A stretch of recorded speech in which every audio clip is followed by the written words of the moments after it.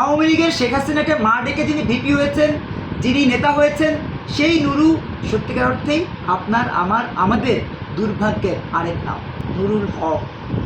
অনেকে তাকে ভিপি বলে, কিন্তু আমি তাকে ভিপি বলি না, কারণ তিনি ছিলেন আওয়ামী লীগের ভিপি। বরিশালবাসীর দুর্ভাগ্যের আরেক নাম নুরুল হক নূর। সত্যিকার অর্থেই ছাত্রদের ভিপি তিনি হতে পারেননি। যদি ছাত্রদের ভিপি তিনি হতেন, তাহলে জাতীয় সংসদে গিয়ে একজন সংসদ সদস্য বানান করে পড়তে পারেন না, অবাক বিস্ময়ে তাকিয়ে থাকেন স্পিকারের দিকে, সেটা কেমন ভিপি? সেটা কেমন ছাত্রনেতা? সেটা সত্যিকার অর্থেই কেমন জনমানুষের নেতা, যেই নেতাটা গণমানুষের জন্য একটা লাইন সংসদের 15তম দিনেও বলতে পারেনি।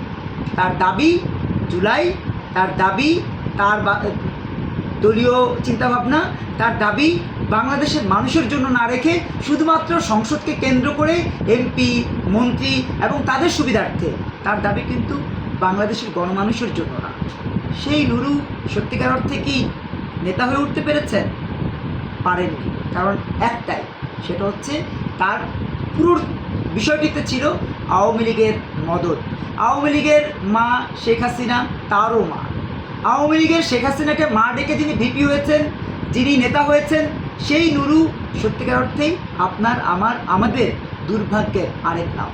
আমাদের দুর্ভাগ্যের আরেক নাম, পটুয়াখালীবাসীর দুর্ভাগ্যের আরেক নাম, বরিশালবাসীর দুর্ভাগ্যের আরেক নাম নুরুল হক নূর।